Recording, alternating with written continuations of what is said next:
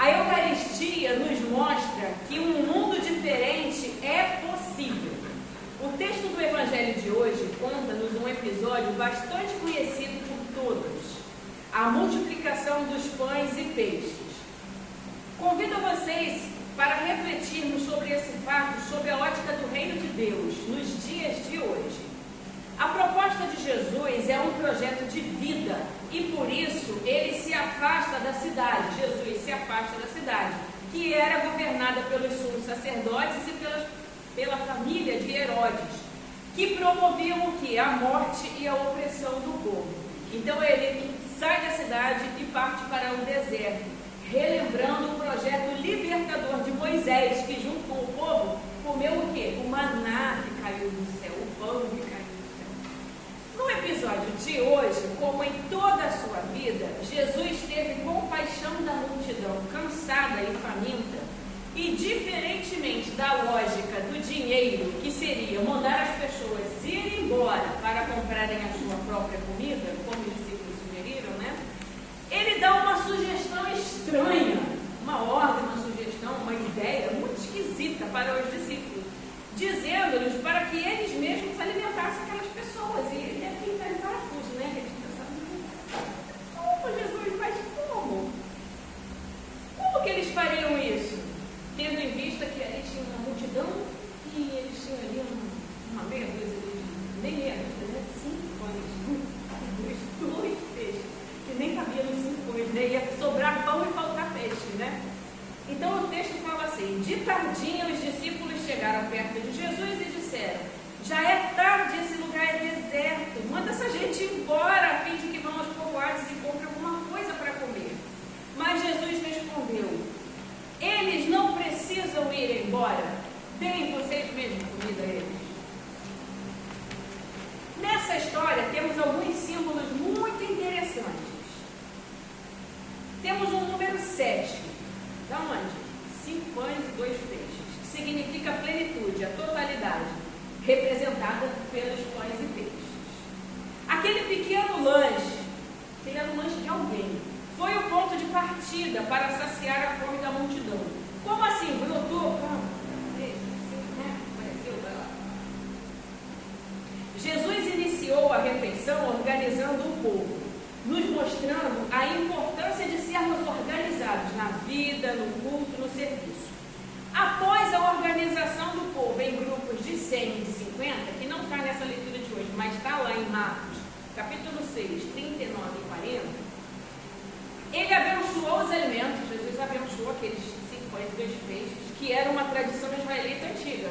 Primeiro, da graça, né? Abençoar, depois comer.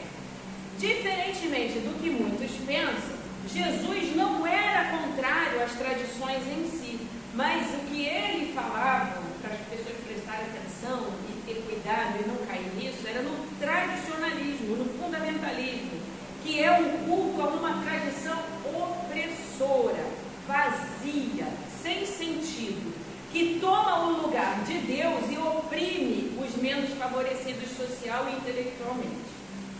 Pois bem, após a bênção, Jesus partiu o pão e disse para os discípulos distribuírem para o povo. Até aí continua difícil, né? Porque só tinha 5 pães e 2 peixes. Mas isso não foi uma mágica pura e simples. O milagre nesse momento estava no repartir. Cada um que havia levado o seu próprio lanche o doou para ser abençoado por Jesus naquele momento e repartido entre todos. Aquelas pessoas que estavam ouvindo os ensinos de Jesus aprenderam a agradecer e a repartir. Repartir é um gesto divino, mas também muito difícil. Tão difícil em nosso país, desde muito tempo atrás, no nosso país, até os dias de hoje, fala-se em reforma agrária, repartir a terra. E isso não sai do papel de forma efetiva e eficaz. Também sabemos que há tanta fome no mundo, enquanto toneladas de alimentos são jogadas fora todos os dias. não apenas nas grandes redes de supermercados, feiras livres, fast food, mas também por nós mesmos, pessoas comuns, que não temos o mínimo remorso de jogar no lixo uma comida que poderia saciar a fome de alguma pessoa ou de algum animal. Repartir é tão difícil que muitos têm dificuldade até de dar um abraço, repartindo o calor humano e a alegria. Outro ponto significativo dessa história é o recolhimento das sobras. Sobraram 12 cestos. Esse texto de hoje é cabalístico, né? Maravilhoso. O 12 é o número das antigas 12 tribos de Israel e também do novo Israel, que é simbolizado pelos 12 apóstolos. Portanto, se sobraram 12 cestos, eles eram a conta de cada tribo, de cada apóstolo. Nenhuma família desse povo israelita e cristãos ficará sem o seu pão no projeto do reino de Deus. E mais ainda, no reino de Deus, nenhuma família no mundo pode ficar sem alimento. Recolhendo o que sobrou, Jesus e seus discípulos nos ensinam a evitar o desperdício, a pensar no próximo, a pensar no amanhã e não abusar dos recursos da terra, mas usá-los racionalmente. Um detalhe significativo na vida de Jesus é o local do seu nascimento, Belém, que significa casa do pão. Olha que maravilha, nem coisa mais linda. A partir de Belém, até em sua oração mais conhecida, que nós recitamos todos os dias, ou pelo menos deveríamos, né, gente? O Pai Nosso. O pedido central é: o pão nosso de cada dia nos dai hoje. Pão repartido, pão não acumulado, pão para todas as pessoas, sem a preocupação de acumular, pois o pão é de cada dia.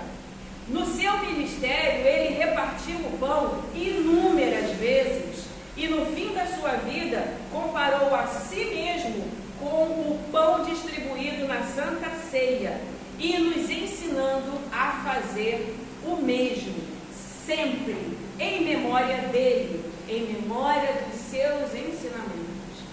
A Eucaristia não é um mero ritual, não é apenas a presença real de Cristo, não é apenas a transubstanciação ou a consubstanciação, não é só isso. A Santa Ceia é o repartir, o compartilhar, o dividir, tanto o alimento quanto o amor de Cristo entre todas as pessoas. Todas as pessoas. Todas as pessoas significa todas as pessoas. A Eucaristia é para todos os que queiram participar dela, não apenas para um grupinho fechado, abençoado, magnânimo, divino, que não deveria nem estar mais na terra, de tão santo que é.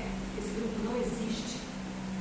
A Santa Ceia é um sacramento e, como tal, não pode ser negado a ninguém. É o pão vivo que desceu do céu, o pão da vida, a divina refeição.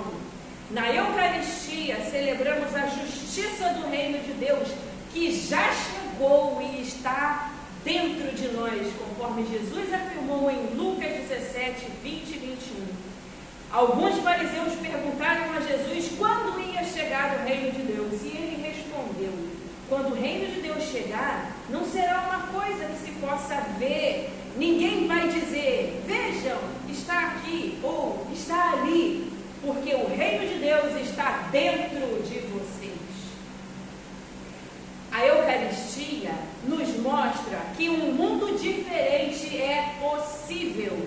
Um mundo sem exclusões, sem fome, um mundo de igualdade e de justiça para todas as pessoas, para todos os seres vivos. Que Deus nos ajude a transformar as nossas mentes e os nossos corações, para que possamos de verdade viver e testemunhar o seu reino neste mundo. Amém. Amém.